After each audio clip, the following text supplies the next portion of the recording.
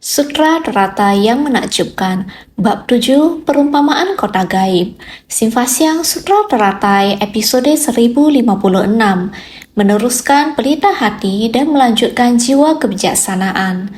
Dengan melepaskan segala yang mampu menggenggam dan objek yang digenggam, maka hakikat Dharma akan mencapai ranah keheningan. Jika para praktisi dapat sedemikian rupa memperhatikannya secara cermat, seketika akan memahami dengan jelas kalau segala fenomena adalah kosong. Dengan demikian, tidak akan lagi tergoyahkan oleh 5 agregat dan 12 landasan indera, maupun subjek dan objek kemelekatan. Setelah mencapai ranah keheningan ini, melalui pengajaran bertahap akan dapat melampaui tingkatan dari 2 kendaraan. Ini ingin mengatakan bahwa kita harus mengetahui tentang subjek kemelekatan dan objek kemelekatan. Di dalam kehidupan sehari-hari, kita makhluk awam tidak jauh beda, semuanya adalah subjek. Objek saya adalah subjek kemelekatan. Barang ini menjadi kemelekatan saya. Ini disebut subjek. Objek, saya dapat melihat barang tersebut adalah rupa. Adalah semua yang saya lihat. Jadi saya mempunyai fungsi untuk melihat. Itu memiliki rupa. Adalah semua barang yang saya lihat. Dengan adanya subjek, objek akan menimbulkan kemelekatan. Ini yang saya sukai, yang saya cintai, yang menjadi kemelekatan saya. Benda ini adalah milik saya. Karena adanya benda ini yang menjadi kemelekatan saya, yang saya cintai, inilah kondisi di dalam batin kita, kondisi eksternal. Kondisi luar adalah objek kemelekatan kita. 6 akar kita adalah subjek yang terhubung dengan kondisi luar. Subjek kemelekatan, jika kita bisa memahami ini, bagaimana kesadaran batin kita terhubung dengan kondisi luar, subjek kemelekatan, objek kemelekatan, jika kita bisa memahami seperti ini, dengan sendirinya pelatihan diri kita bisa melepaskan diri darinya. Hakikat Dharma akan benar-benar bisa mengembangkan hakikat Dharma tata gata kita. Namun, jika kita masih belum mampu lepas dari kemelekatan pada subjek dan objek, subjek kemelekatan dan objek kemelekatan, jika demikian, kita tidak akan mampu memahami dengan jelas Dharma tentang kemelekatan subjek dan kemelekatan objek ini. Jika kita mampu memahami, baru mampu mencapai ranah keheningan. Karena hakikat Dharma kita, sifat hakiki tata gata kita tak tergoyahkan, tetapi kebodohan kita bersentuhan dengan kondisi luar. Kondisi luar sangat banyak sekali, membuat kerisauan kita timbul, membuat kita menjadi melekat. Banyak objek luar muncul. Banyak objek luar memunculkan kemelekatan dan sebagainya. Jadi pikiran kita setiap saat dalam keseharian kita, kondisi ranah keheningan ini tidak mampu kita pahami. Jadi pertama-tama kita harus mengerti subjek kemelekatan, objek kemelekatan. Jika kita mampu mengerti Dharma ini, kita baru bisa mencapai ranah keheningan, yaitu kondisi hening dan tenang di nirwana. Sebagai praktisi, jika kita para praktisi dapat sedemikian rupa memperhatikan secara cermat, maka akan memahami dengan jelas kalau segala fenomena adalah kosong. Sebenarnya subjek kemelekatan, objek kemelekatan, semua melekat pada keberadaan. Karena adanya keberadaan, maka kita merekat. Jika kita melatih diri, jika kita bisa memahami bahwa segala sesuatu pada akhirnya menjadi kosong, hukum alam semesta, jika kita dapat memahaminya, dengan sendirinya kita akan meninggalkannya. Hukum alam dari segala sesuatu yang ada di alam semesta, kita bisa sepenuhnya melenyapkannya. Demikianlah yang harus dimiliki oleh praktisi, oleh para praktisi, memiliki kebijaksanaan batin yang tajam untuk memperhatikan secara cermat seperti sebuah cermin.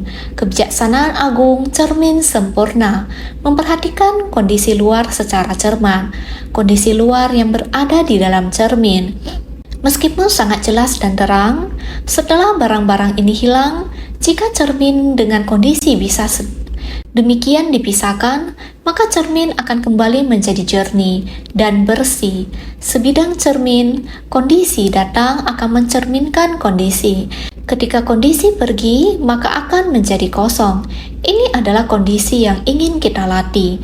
Meskipun batin kita bersentuhan dengan kondisi luar, namun tidak terpengaruh oleh subjek dan objek kemelekatan, maka cermin tidak akan mencerminkan kondisi luar, ataupun kondisi tersebut senantiasa tersimpan dalam cermin. Makanya kita sebagai para praktisi harus memahami bahwa cermin pada dasarnya adalah jernih dan bersih, kosong tiada apa-apa. Itu hanya mencerminkan kondisi luar ketika mereka datang. Ini adalah perhatian secara cermat dari para praktisi. Harus seperti sebuah cermin. Jika bisa demikian, maka memahami dengan jelas kalau segala fenomena adalah kosong, cermin dan kondisi dipisahkan. Cermin tetap kembali menjadi jernih dan bersih. Dengan demikian, tidak akan lagi tergoyahkan oleh 5 agregat dan 12 landasan indera, maupun subjek dan objek kemelekatan yang menggoyahkan kita. Agregat adalah 5 agregat, dan landasan adalah 12 landasan indera, juga disebut 12 pintu masuk. Ini telah kita bahas sebelumnya. Jika kita dapat memperjelas kondisi ini, menganalisa dengan jelas subjek kemelekatan dan objek kemelekatan, kita tidak akan melekat lagi. Tidak ada lagi mampu menggenggam sebagai objek dan yang digenggam sebagai objek. Kondisi luar bagaikan sebuah cermin, segalanya kosong, tidak akan terpengaruh oleh kondisi luar yang menggoda batin kita, tidak akan membiarkan tabiat buruk kita yang mengendalikan sifat hakiki tatata kita. Bila kita memahami dharma ini secara menyeluruh, maka kita dapat terlepas dari jaring ketidaktahuan. Namun makhluk awam selalu tertutupi oleh ketidaktahuan, sehingga kita tidak mendapatkan kebebasan. Maka harus bersungguh hati dalam mampu menggenggam sebagai objek yang digenggam sebagai objek. Kondisi luar melalui mata, telinga, hidung, lidah, dan tubuh terhubung dengan faktor eksternal, rupa, suara, bebauan, rasa, sentuhan, ditambah dengan pikiran, akar pikiran, dan bentuk-bentuk pikiran. Ini disebut sebagai 12 pintu masuk. Segala fenomena di dunia menunjukkan ketidakkekalan. Jika kita dapat menghayatinya, semua adalah kekosongan. Dengan memahami prinsip kekosongan, dengan sendirinya kita dapat mencapai ranah keheningan. Kondisi batin selalu dalam keheningan, sangat bersih dan jernih, bagaikan sebuah cermin itu. Setelah mencapai ranah keheningan ini, melalui pengajaran bertahap akan dapat melampaui tingkatan dari 2 kendaraan. Pengajaran bertahap adalah praktisi kendaraan kecil. Yang dicapai oleh praktisi kendaraan kecil adalah nirwana dengan sisa, sopadisesa nirwana. Masih belum mencapai ranah keheningan yang pamungkas, karena praktisi kendaraan kecil masih memiliki kemelekatan, subjek kemelekatan dan objek kemelekatan. Masih terdapat kondisi seperti ini. Oleh karena itu, jika kita dapat memahami secara bertahap menerima pengajaran, secara bertahap memahami, dengan sendirinya akan terlepas dari tingkatan 2 kendaraan. Jika tidak, akan selalu melekat pada ajaran 2 kendaraan, Sravaka dan Pratyeka Buddha. Meskipun bisa menghayati Dharma, akan tetapi masih melekat pada pemberi manfaat pada diri sendiri. Masih tidak ingin secara bersamaan memberi manfaat pada orang lain, hanya ingin menerima dharma untuk diri sendiri, masih tidak ingin menyebarkan dharma kepada para makhluk. Ini adalah kondisi pencapaian mereka, hanya berhenti sampai di sini saja. Ini adalah pengajaran bertahap. Tujuan Sang Buddha adalah agar mereka dapat memahami ajaran Buddha Dharma. Jadi beliau harus memberi pengajaran sesuai kapasitas, sesuai dengan kemampuan menerima mereka. Biarkan mereka memahami Dharma terlebih dahulu, tapi dalam proses pemahaman Dharma ini, mereka begitu melekat pada ajaran 4 kebenaran mulia, 12 sebab musabab, nidana. Meskipun sudah memahaminya, tapi masih belum mampu mencapai 6 paramita dengan puluhan ribu praktek, tingkatan mereka hanya berhenti sampai 2 kendaraan. Jadi Buddha harus membuka lagi ajaran kendaraan besar, Mahayana, 6 paramita dan puluhan ribu praktiknya, pengajaran yang jelas. Setiap orang harus melangkah masuk ke jalan bodi ini, menjadi 3 kendaraan. Tentu saja 3 kendaraan akan menjadi satu ajaran kendaraan besar. Berharap dari kendaraan kecil secara bertahap akan membuat mereka mengerti bahwa setelah proses ini, inilah saatnya untuk mendekati ajaran kendaraan besar, Mahayana. Ini yang kita harus sepenuh hati menghayatinya. Sama-sama juga melatih diri. Pintu Dharma yang sangat penting harus dimasuki. Namun jangan sampai pintu ini sudah demikian berhenti saja. Tidak ada upaya masuk ke dalam pintu. Anak malang adalah demikian. Meski sudah sedemikian dekat, keluarga kaya dari ayah mondar-mandir di luar pintu masuk, di luar pintu besar. Melihat sepupu dan begitu banyak bangsawan di dalamnya, dia sendiri panik, langsung meninggalkannya. Semuanya seharusnya masih ingat ini. Maka dikatakan, kita jangan melekat pada Dharma ini, melekat di dalamnya. Kita seharusnya terus maju ke depan, menjalankan tujuan sebenarnya dari kita mempelajari Dharma. 16 Ramanera, melepaskan kehidupan duniawi. Melepaskan kehidupan duniawi di usia anak-anak, hening dan murni. Meskipun mereka juga ada mendengar 4 kebenaran mulia, Dharma 12 nidana, tetapi yang sebenarnya mereka cari adalah 6 paramita dan puluhan ribu praktik. Yang mereka ingin pahami adalah isi hati Sang Buddha, pandangan dan pengetahuan Buddha. Ini adalah keuletan mereka. Tidak hanya menerima kondisi kendaraan kecil, kemudian berhenti di sana. Mereka mau membuka pintu hati yang lebar, ingin masuk ke dalam kondisi demikian. Ini adalah makna yang kita sampaikan dalam beberapa hari ini. Harus lebih memahami. Maka naskah sutra sebelumnya mengatakan, Buddha membabarkan sutra ini selama 8.000 karpa tanpa pernah berhenti. Setelah membabarkan sutra ini, lalu memasuki ruang meditasi dan berdiam dalam meditasi mendalam selama 84.000 kalpa. Buddha Mahavijna Janabibu telah membabarkan sutra ini. Membabarkan sutra ini, sutra apa? Sutra Tarata yang menakjubkan. Setelah selesai membabarkannya, maka beliau selama 8.000 karpa. Proses selama membabarkan sutra ini berapa lama? Selama 8.000 kalpa, tanpa pernah berhenti, tanpa pernah beristirahat, senantiasa menggenggam waktu yang ada, tidak melewati kehidupan dengan sia-sia. Setelah selesai membabarkan sutra, lalu memasuki ruang meditasi dan berdiam dalam meditasi mendalam selama 4.000 kalpa. Mulai memasuki ruang meditasi berarti telah memasuki kondisi samadhi. Kondisi samadhi ini selama 8.000 kalpa. Ini menyatakan bahwa Buddha sangat bergerak, telah membabarkan Dharma dan sutra, memberi contoh. Setelah sutra selesai dibabarkan, memusatkan kembali pikirannya, memasuki kondisi samadhi. Semalam saya juga sudah mengatakan, dalam waktu 1 hari kita maklum awam, di sekitar kita pada saat ini waktu begitu singkat. Setiap detik terus berlalu. Waktu 1 hari sangat cepat berlalu. Matahari terbit dan terbenam.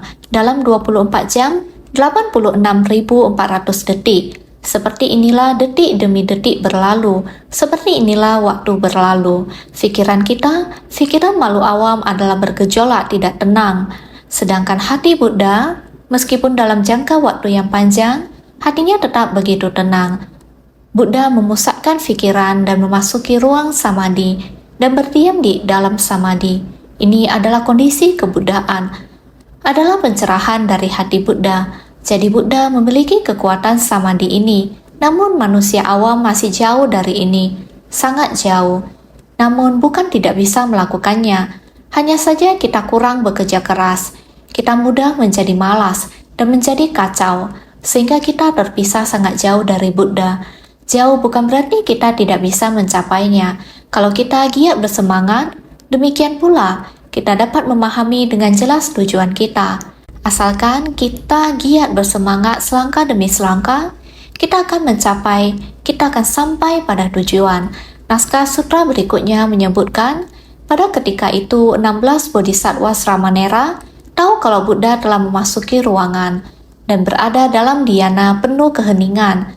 masing-masing menaiki singgasana Dharma, juga selama 84.000 kalpa demi kumpulan besar dari 4 kelompok murid, membabarkan sutra teratai secara luas dan tersendiri. Artinya pada saat itu 16 orang pangeran, yaitu 16 bodhisattva Sramanera, tahu bahwa Buddha telah memasuki ruangan meditasi. Dalam kondisi samadhi, Buddha akan berdiam untuk waktu yang sangat panjang. Mereka tahu bahwa Tathagata berada di dalam keheningan ini. Setiap orang harus tahu akan tanggung jawabnya masing-masing. Pada ketika itu, 16 bodhisattva Sramanera tahu bahwa Buddha telah memasuki ruangan. Tahu kalau Buddha telah memasuki ruang hening. Artinya para pangeran berdasarkan ajaran dan bimbingan Buddha sama saja membabarkan sutra ini demi meneruskan berita hati dari Buddha. Mereka telah mendengarkan Dharma, dan Dharma telah meresapi batinnya. Buddha telah memasuki ruangan samadhi, namun masih banyak orang yang belum mengerti. Masih ada keraguan di dalam pikiran mereka, sehingga para pangeran, 16 orang pangeran, bodhisattva Sramanera, karena mereka telah membangkitkan tekad agung dan memahami jalan agung, dan memahami makna sutra, mereka telah memahaminya. Karena itu mereka memikul tanggung jawab. Para pangeran berdasarkan ajaran dan bimbingan Buddha, berdasarkan pada Dharma yang dibabarkan Buddha, Dharma yang diajarkan Buddha, mereka dengan berani memikul tanggung jawab ini. Lihatlah, masih banyak orang-orang yang belum mengerti. Mereka dengan berani mengemban tugas, mulai membabarkan Dharma atas nama Sang Buddha. Ini ibarat mewariskan berita batin Sang Buddha. Batin setiap orang masih memiliki keraguan dan kerisauan. Kebodohan batin masih belum terhapuskan. Keraguan dan kebingungan belum lenyap. Batin mereka masih gelap. Ruang batin mereka masih belum diterangi. Sehingga para pangeran berdasarkan makna ajaran Sang Buddha, mereka mulai mewariskan kepada orang-orang yang memiliki keraguan, ibarat mewariskan berita batin Sang Buddha. Buddha memberikan kepada kita sebuah lentera yang terang untuk menerangi jalan. Bagaimana seharusnya menapaki jalan ini? Sudah tahu. Jadi kata tahu ini adalah sangat penting. Kata tahu adalah paling penting. Buddha jana memasuki ruang samadhi bukannya tanpa sebab. Sekarang pemimpin ajaran di dunia saha, Buddha Sakyamuni dapat memberikan pengajaran selama satu masa kehidupan, dari awal hingga akhir. Semuanya dikarenakan adanya sebab musabab dari Buddha jana memasuki samadhi. Melewati kalpa tak terhingga hingga sekarang, mereka memahami maksud tujuan Sang Buddha. Buddha Mahabichnan Jana Bibu memasuki ruang meditasi. Keraguan semua orang, 16 Sramanera ini memahami maksud tujuan Buddha Mahabichna Jana Bibu, sehingga mereka tahu maksud Sang Buddha memasuki samadhi. Ini adalah maksud tujuan dari Buddha Mahabichna Jana Bibu. 16 bodhisattva Sramanera ini telah mengerti akan maksudnya, sehingga Buddha jana memasuki ruang samadhi bukannya tanpa sebab. Buddha setelah membabarkan Dharma, letih dan perlu istirahat. Bukan mereka mengetahui bahwa ketika dia memasuki ruang meditasi adalah memasuki samadhi dan bertahan tidak bergerak. Orang-orang yang memiliki keraguan dan pertanyaan ini tidak ada cara untuk bertanya. 16 Sramanera memahami maksud tujuan Sang Buddha. Oleh sebab itu, Sang Buddha bukan tanpa alasan memasuki ruang meditasi tersebut. Buddha Sakyamuni kita sekarang adalah pemimpin dunia saha. Beliau mulai dari awal mula, dapat memberikan pengajaran selama satu masa kehidupan dari awal hingga akhir. Saat memulainya adalah di masa salah satu di antara 16 Sramanera. Zaman Buddha Mahabichna Jana Bibu adalah seperti ini. Waktu ini adalah untuk membuat orang yang bersungguh-sungguh dan bertanggung jawab dapat mengembangkan jalinan jodoh untuk mengurai delusi, menyebarkan ajaran dan mengurai delusi. Orang yang bersungguh-sungguh hati akan mengerti bagaimana cara menyebarkan ajaran, membebaskan orang-orang yang masih memiliki keraguan dalam batin. Kita menjelaskannya kepada mereka. Maka semuanya dikarenakan adanya sebab musabab. Dari Buddha jana memasuki samadhi, apabila bukan karena Buddha Mahabichna Jana Bibu memasuki samadhi, Bagaimana mungkin dapat menjalin jodoh yang tak terhingga ini? Karena masih ada orang yang tak terhingga yang masih memiliki keraguan sehingga mereka memiliki jalinan jodoh ini. Demi mereka yang tidak mengerti, orang yang memiliki keraguan mengulangi dan menjelaskan kembali kepada mereka. Inilah yang disebut kelompok penjalin jodoh. Maka inilah alasan memasuki samadhi. Di masa kalpa yang tak terhitung, kalpa masa tanpa awal, kalpa sebanyak butiran debu sebelumnya. Melewati kalpa tak terhingga ini sampai sekarang adalah karena Buddha Mahavishnu Janabibu memasuki ruang meditasi. Pada saat itu, 16 pangeran menjadi pengumpul jalinan jodoh untuk waktu yang lama seperti ini. Dari kehidupan ke kehidupan, melewati kalpa tak terhingga. Jalinan jodoh seperti ini, ke atas mencari jalan kebudayaan, ke bawah membimbing para makhluk, sampai mencapai kebudayaan sekarang ini. Ini adalah sebuah alasan, jalinan jodoh memasuki ruang meditasi. Alasan ini asalnya muasalnya melewati waktu yang sangat panjang, dari Buddha Sakyamuni sampai ke Buddha Mahavishnu Janabibu, yang di depan alasannya sangatlah panjang. Demikian hingga Buddha Sakyamuni mencapai pencerahan menjadi Buddha, agar Dharma Sang Buddha dengan jelas diwariskan sampai saat ini sekitar 2000-an tahun. Waktu adalah dalam waktu singkat, tiada henti terakumulasi, adalah demikian. Dari masa kalpa tak terhingga, waktu sangatlah panjang dan lama. Kesempatan untuk membimbing sekarang, semuanya berasal dari benih jodoh. Ketika membebarkan ulang pada masa Buddha Jana, dikarenakan setelah Buddha itu membebarkan Dharma, lalu memasuki samadhi. Kumpulan orang-orang memiliki keraguan, tetapi tidak tahu kepada siapa hendak bertanya. Makanya para pangeran membebarkan ulang kepada mereka. Adalah saat ini, menerima Dharma yang dibabarkan oleh Buddha Sakyamuni yang dicerahkan adalah karena pada masa Buddha Mahavishnu Janabibu memberinya kesempatan untuk mengulang kembali, membuat dia menanam benih jalinan jodoh dengan orang-orang ini. Maka dikarenakan setelah Buddha itu membabarkan Dharma, Buddha itu adalah Buddha Mahavishnu Janabibu. Setelah membabarkan Dharma memasuki samadhi. Orang yang memiliki keraguan tak terhingga. Keraguan mereka tetapi tidak tahu kepada siapa hendak bertanya. Tidak dapat bertanya, ini adalah jalinan jodoh pangeran untuk mengulang kembali. Secara alamiah sejak itu, selalu menjaga kesempatan untuk menerima bimbingan.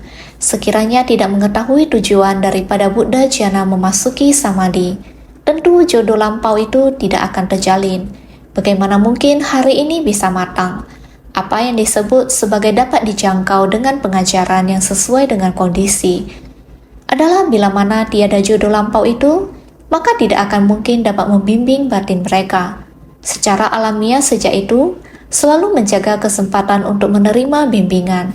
Sejak saat itu, hingga sekarang, sangat panjang tekad Buddha Sakyamuni untuk membina diri sejak pertama kali membangkitkan niat, sebersih niat dari tekad awal sampai kalpa tak terhingga. Bertahan adalah demikian, memegang teguh pemikiran awal, juga menjalin jalan yang selama ini ditempuh, tidak menyimpang. Maka, selalu menjaga kesempatan untuk menerima bimbingan, tidak menyimpang. Jika tidak mengetahui tujuan daripada Buddha Jana memasuki samadhi, tentu jodoh lampau itu tidak akan terjalin.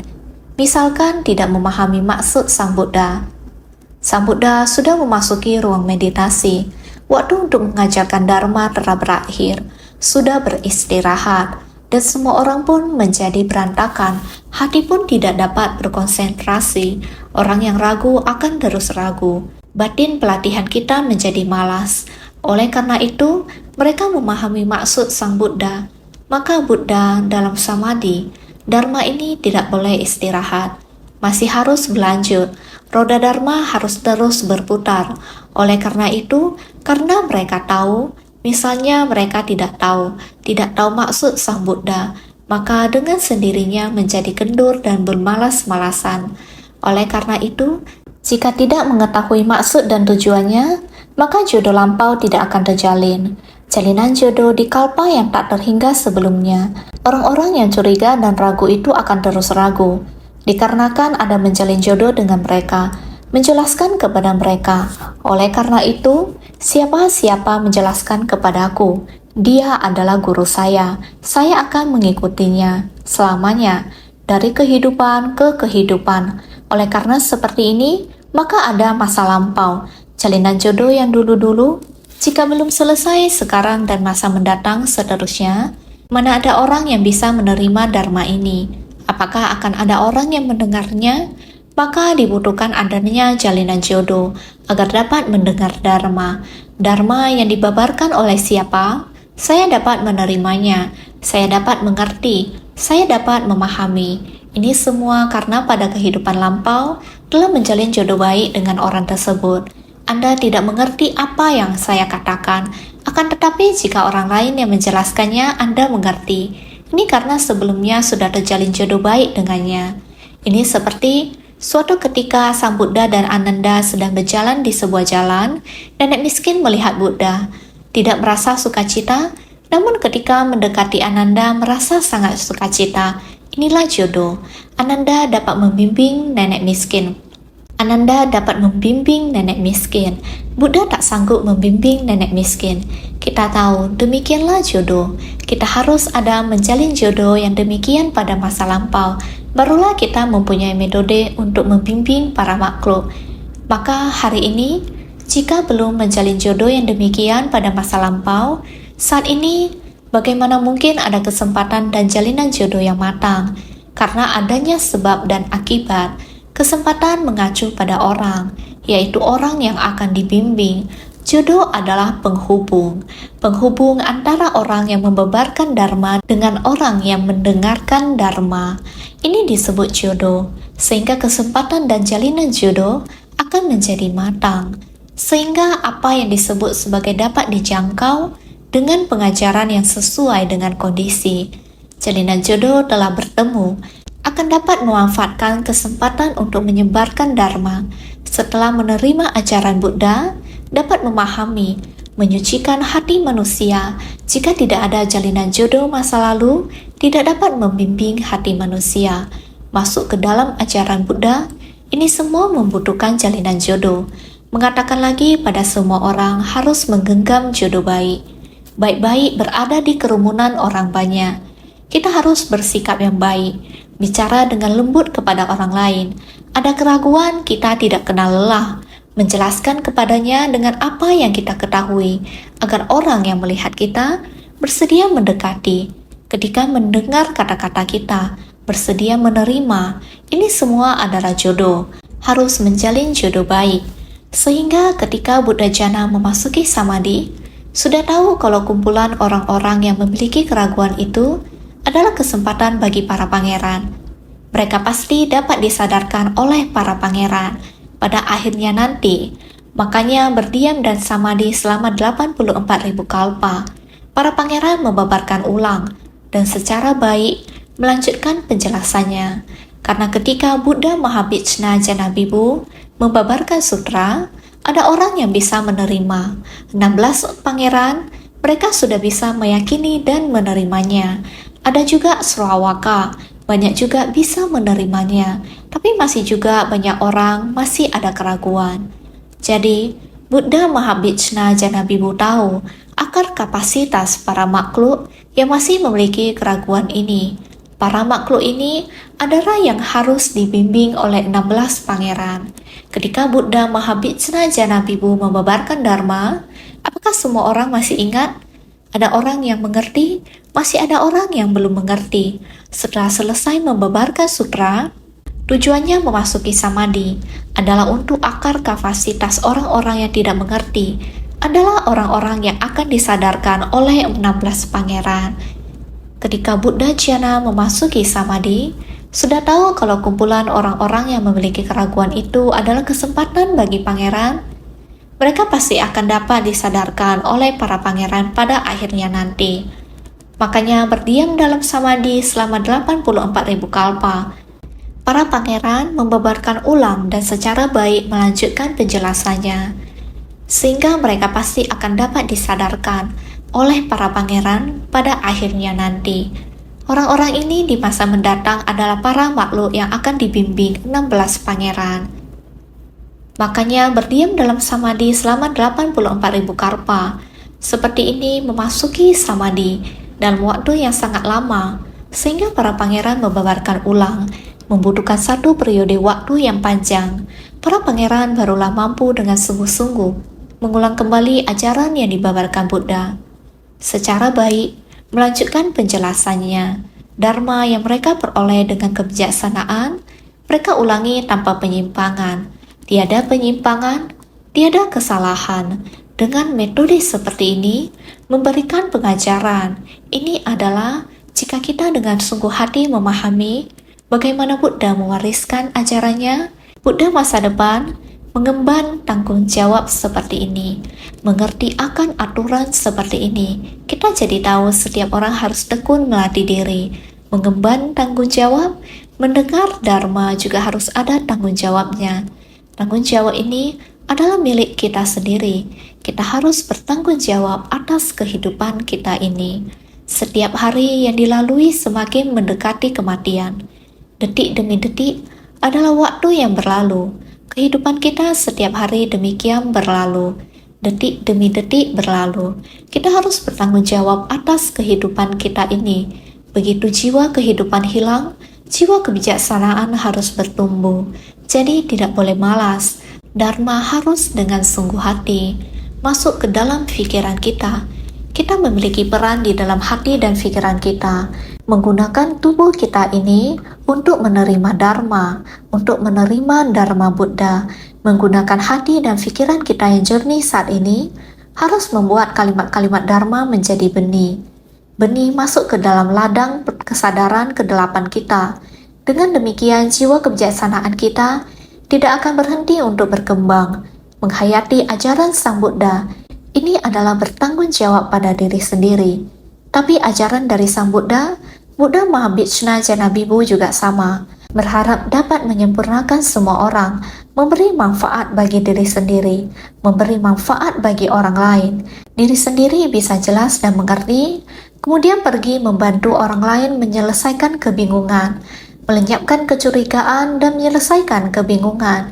Ini adalah memberi semua orang kesempatan untuk mengasah, untuk memahami. Oleh karena itu, harus mendengarkan Dharma dengan penuh tanggung jawab, membabarkan Dharma dengan penuh tanggung jawab, mewariskan Dharma dengan penuh tanggung jawab. Jadi yang mendengarkan Dharma, yang membabarkan Dharma, yang mewariskan Dharma, ini dinamakan yang memikul tanggung jawab. Memikul tanggung jawab untuk mendengarkan Dharma, baik untuk kita sendiri, juga baik untuk orang lain. Kita hendak bagaimana membimbing dan menyadarkan hati orang. Ini adalah tanggung jawab kita. Jadi Buddha Mahabhijna Janabibu sekarang ini sudah berada dalam dhyana penuh keheningan. Maka ke-16 pangeran tersebut masing-masing menaiki singgasana Dharma. Maka masing-masing setiap orang pergi berada dalam dhyana penuh keheningan. Masing-masing menaiki singgasana Dharma, memusatkan pikiran dalam keheningan dan berdiam dalam konsentrasi benar. Masing-masing menaiki singgasana untuk pembabaran Dharma. 16 pangeran menaiki singgasana. Di tengah para hadirin persamuan, mereka menghapus keraguan dan kebingungan semua orang. Jadi, memusatkan pikiran dalam keheningan. Ini adalah Buddha Mahabhijna Janabibu memasuki ruang meditasi dan memusatkan pikiran dalam samadhi. Berdiam dalam konsentrasi benar. 16 pangeran mereka dengan cepat memahami maksud dari Sang Buddha. Mengumpulkan orang-orang yang memiliki jodoh ikuti saya. Orang-orang yang memiliki jodoh dengan saya dan ingin mendengarkan penjelasan saya, kalian ikuti saya. Jadi orang-orang yang mengikuti saya akan berbicara kepada kalian semua. Ini adalah masing-masing menaiki singgasana Dharma. Untuk berbicara kepada mereka adalah menaiki singgasana Dharma. Jadi di masa lalu, doktrin ajaran mendalam telah disebutkan. Sementara ingin menunjukkan pengajaran tanpa kata-kata, makanya Buddha berada dalam dhyana penuh keheningan. Mereka melanjutkan urusannya dan ingin menyebarkan apa yang telah didengar. Makanya masing-masing menaiki singgasana Dharma. Selanjutnya, perumpamaan mutiara di balik baju merujuk langsung pada ini. Secara bertahap membuka dan menunjukkan kepada mereka, setelah Buddha selesai membabarkan, saya masih harus membabarkan ulang. Saya dapat membuka dan menunjukkan kepada semua orang, sama seperti membabarkan ulang Dharma ini. Jadi berada dalam dhyana penuh keheningan, melanjutkan urusannya ketika Sang Buddha berada dalam samadhi. 16 pangeran melanjutkan, sementara waktu melanjutkan untuk menggantikan Buddha membicarakan kembali, membabarkan ulang seperti ini, adalah agar kita tidak akan lupa setelah mendengarkan. Kami meminjam kondisi semua orang memiliki keraguan, saya akan membabarkan ulang untuk semua orang, adalah untuk mengulangi apa yang kami dengar. Apa yang kami dengar di masa lalu, sekarang saya ingin menyampaikan kembali kepada semua orang, adalah agar ingatan kita untuk memperdalam lagi ingatan kita, sehingga mereka melanjutkan urusannya dan ingin menyebarkan apa yang telah didengar. Yang didengar menyebar luas untuk diketahui lebih banyak orang. Saya mendengarkan, saya memahami, seorang diri setelah saya memahami, banyak orang yang mengikuti saya. Saya menyampaikan ke semua orang, sehingga menyebar luas, supaya semua orang mendengarkan lebih jelas lagi, masing-masing menaiki singgasana Dharma. Inilah naskah sutra teratai selanjutnya. Selanjutnya masih ada sebuah perumpamaan. Perumpamaan mengenai mutiara di balik baju. Supaya kita semua lebih memahami, ternyata sifat hakiki setiap orang, sifat hakiki yang murni dan jernih, semua orang memiliki hanya terlupa sesaat. Sehingga terlupa sesaat jika kita mendengarkan lagi, kita akan lebih memahami. Juga selama 84.000 kalpa, para samanera menaiki singgasana. Juga selama jangka waktu lama, dalam had dharma, Tathagata merujuk pada sifat hakiki yang berdiam dalam samadhi tanpa tergoyahkan. Samanera adalah pikiran yang merespon dan berubah mengikuti kondisi. Juga selama 84.000 kalpa, yaitu telah berada selama 84.000 kalpa, adalah Buddha Mahabhijna Janabibu. Beliau telah memasuki samadhi selama 84.000 kalpa. Para Sramanera menaiki singgasana juga telah melewati waktu yang sangat lama. 84.000 kalpa merupakan waktu yang panjang, sehingga dalam hal dharma, jika ingin menunjukkan dharma ini adalah Tathagata merujuk pada sifat hakiki. Berpadu pada dharma kita ini, Tathagata adalah sifat hakiki kita. Buddha Mahabhijna Janabibu, sifat Buddha, sifat kita, semuanya sama. Yang berdiam dalam samadhi tak tergoyahkan. Sramanera adalah fikiran yang merespon. Buddha Mahabhijna Janabibu, beliau telah berdiam, sebenarnya Sramanera bersungguh hati. Sifat hakiki Buddha harus dengan sepenuh hati, berubah mengikuti kondisi. Demikian dipadukan, Buddha Mahabhijna Janabibu dengan 16 samanera yang kelak mencapai kebuddhaan. Sakyamuni Buddha yang sekarang ini juga sama. Sifat hakikinya adalah sama, dengan sungguh hati, membimbing dan menyelamatkan. Niat Buddha Mahabhijna Janabibu, 16 Ramanera mengetahuinya. Memahami karena mengetahui pandangan Buddha, sudah memahami harapan mendasar dari Buddha. Harapan mendasar dari Buddha ini sebenarnya adalah hakikat diri setiap orang. Harapan mendasar dari Buddha ini sebenarnya adalah hakikat diri setiap orang. Harapan mendasar dari sifat hakikat. Tergantung apakah kita ada bersungguh hati.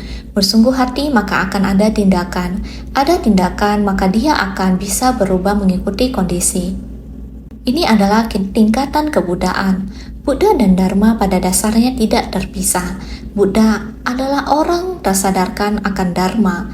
Dharma adalah ajaran yang dibabarkan oleh Buddha. Buddha dan Dharma ini adalah tidak terpisahkan, adalah sifat hakikat kita setiap orang. Jadi dikatakan, hening artinya berhenti, membabarkan artinya memvisualisasi. Membabarkan Dharma juga karena ingin menerangi dan menghapus 84.000 noda batin dan kerisauan. Hening artinya berhenti, membabarkan artinya memvisualisasi, yaitu bisa memvisualisasi. Jika air bisa bergerak, orang tidak akan dapat melihat bayangan orang. Tetapi jika air tenang, kamu melihat ke air. Di air akan terlihat bayangan kita, sehingga batin kita juga demikian. Jika batin terus bergejolak, Kondisi lingkungan tidak jelas. Jika batin hening, maka akan jelas memvisualisasi, sehingga dinamakan berhenti dan memvisualisasi. Membabarkan dharma juga karena ingin menerangi dan menghapus 84.000 noda batin dan kerisauan. Membabarkan dharma, kita harus menggunakan batin yang hening dan tenang, dapat memvisualisasi segala dharma, baru dapat memberi pengajaran sesuai kapasitas. Demikian dapat mengatasi kerisauan sebanyak 84.000 noda batin. Satu persatu dijelaskan. Demi kumpulan besar dari 4 kelompok murid, membabarkan sutra teratai secara luas dan tersendiri. Demi biksu, biksuni, upasaka, dan upasika. Demi persamuan besar, membabarkan secara luas dan tersendiri, menggantikan Buddha Mahabhijna untuk membabarkan ulang sutra teratai. 16 pangeran adalah demikian. Dengan kondisi batin demikian, demi kumpulan besar dari 4 kelompok murid, ada biksu, juga ada umat berumah tangga. Pada zaman itu sama dengan kita sekarang ini, demi persamuan besar membabarkan secara luas dan tersendiri, juga sama, membabarkan dharma demi orang ini, sehingga menggantikan Buddha Mahabhijna untuk membabarkan ulang sutra teratai. Buddha berdiam pada 84.000 kalpa. 16 Ramanera berada di antaranya, di antara 84.000 kalpa, membabarkan sutra teratai. Orang yang dibimbing tentu sangat banyak, supaya setiap orang dapat membangkitkan tekad menuju jalan pencerahan yang tertinggi. Inilah mewariskan pelita batin Buddha.